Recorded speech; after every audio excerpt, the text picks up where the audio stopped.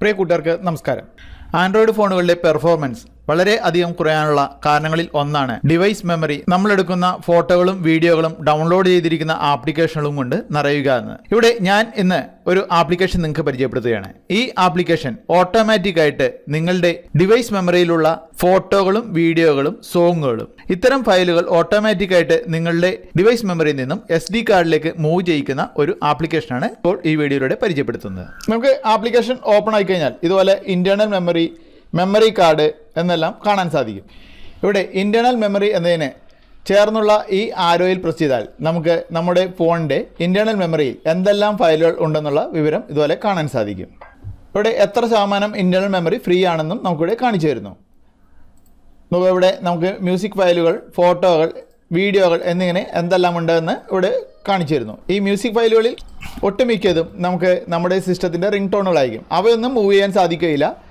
അതുപോലെ ചില ഫോട്ടോകൾ നമുക്ക് ആപ്ലിക്കേഷൻ ഇൻസ്റ്റാൾ ചെയ്യുമ്പോൾ അവയോട് ബന്ധപ്പെട്ടതുമായിരിക്കും. അവയും നമുക്ക് മൂവ് ചെയ്യാൻ സാധ്യമല്ല. അതേസമയം നമ്മൾ ക്യാമറ ഉപയോഗിച്ചോ എടുക്കുന്ന ഫോട്ടോകൾ, അല്ലെങ്കിൽ നമ്മൾ കോപ്പി ചെയ്തിടുന്ന ഫോട്ടോകൾ, ബ്ലൂടൂത്ത് വഴി റിസീവ് ചെയ്യുന്ന ഫോട്ടോകൾ, ഇവയും വീഡിയോയും മറ്റ് ഡോക്യുമെന്റുകളും എല്ലാം തന്നെ നമുക്ക് ഓട്ടോമാറ്റിക്കായിട്ട് ഇതിൽ നിന്നും മൂവ് ചെയ്യാൻ സാധിക്കും. ഇവിടെ ഇന്റേണൽ മെമ്മറി എന്നതിൽ ഡയറക്റ്റ് നമ്മൾ സെലക്ട് ചെയ്യുകയാണെങ്കിൽ, ഇതുപോലെ സെലക്ട് ചെയ്യുകയാണെങ്കിൽ നമുക്ക് ആ ഇന്റേണൽ മെമ്മറിയിൽ എന്തെല്ലാം ഉണ്ട് എന്നുള്ള വിവരം ഇവിടെ കാണാൻ സാധിക്കും. ഇവിടെ മ്യൂസിക്, പിക്ചർ, വീഡിയോ എന്നിങ്ങനെ ഓർഡറിൽ കാണാൻ സാധിക്കും. ഇതുപോലെ തന്നെ നമുക്കിവിടെ മെമ്മറി കാർഡിൻ്റെ ഡീറ്റെയിൽസും കാണാൻ സാധിക്കും.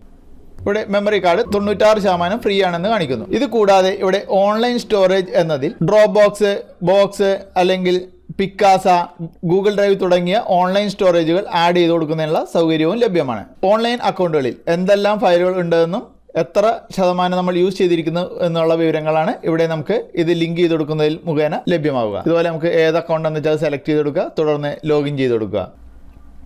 ഇതുപോലെ നമുക്ക് ഗൂഗിൾ ഡ്രൈവ് അക്കൗണ്ട് ലിങ്ക് ചെയ്ത് കൊടുക്കാവുന്നതാണ്. ഇവിടെ അലോ പ്രസ് ചെയ്ത് കൊടുത്താൽ മതി. ലോഗിൻ ചെയ്തതിന് ശേഷം നമുക്ക് സ്വല്പ നേരത്തിനുള്ളിൽ നമ്മുടെ ഗൂഗിൾ ഡ്രൈവ് അക്കൗണ്ട് ലോഗിനായി അവിടെ ഗൂഗിൾ ഡ്രൈവ് അക്കൗണ്ടിൽ എത്ര MB ഫ്രീ ഉണ്ടെന്നും എത്ര ഫയലുകൾ നമ്മൾ ഉപയോഗിച്ചിട്ടുണ്ടെന്നുള്ള വിവരങ്ങളെല്ലാം തന്നെ ഇവിടെ കാണാൻ സാധിക്കും.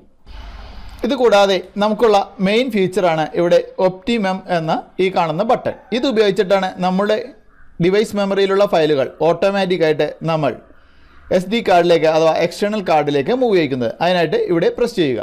ഇവിടെ എത്ര ശതമാനം ഫയലുകൾ മൂവ് ചെയ്യാനുണ്ട് എന്നും നിങ്ങൾ മൂവ് ചെയ്തതിന് ശേഷം നിങ്ങളുടെ ഡിവൈസ് മെമ്മറി എത്ര ശതമാനം ഫ്രീ ആവും എന്നുള്ള വിവരമാണ് ഇവിടെ കാണിച്ചിരിക്കുന്നത്. നമ്മൾ ഇവിടെ മൂവ് ടു SD കാർഡ് എന്നത് സെലക്ട് ചെയ്യുന്നു.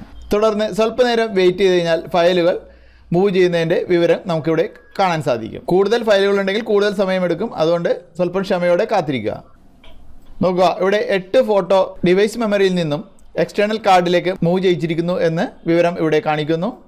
നമുക്കിവിടെ ഓക്കെ താങ്ക്സ് എന്ന ബട്ടൺ പ്രസ് ചെയ്ത് അത് ക്ലോസ് ചെയ്യാം. ഇതുകൂടാതെ ഇവിടെ run optimum future automatically every week എന്നത് സെലക്ട് ചെയ്ത് കഴിഞ്ഞാൽ ഓരോ ആഴ്ചയിലും ഡിവൈസ് മെമ്മറിയിൽ സേവ് ചെയ്തിടുന്ന ഫയലുകൾ ഓട്ടോമാറ്റിക്കായിട്ട് ഈ ആപ്ലിക്കേഷൻ നമുക്ക് SD കാർഡിലേക്ക് മൂവ് ചെയ്യിച്ചിരിക്കും. ഡിവൈസ് മെമ്മറി കുറഞ്ഞ ഫോണുകൾ ഉപയോഗിക്കുന്ന കൂട്ടുകാർക്ക് വളരെയധികം ഉപകാരപ്രദമായ ഒരു ആപ്ലിക്കേഷൻ ആയിരിക്കും ഇത്.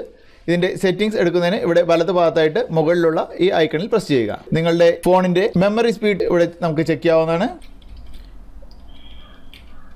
ഇതുപോലെ നിങ്ങളുടെ ഫോണിൻ്റെ മെമ്മറി സ്പീഡ് ഇതിലൂടെ ചെക്ക് ചെയ്യാവുന്നതാണ്.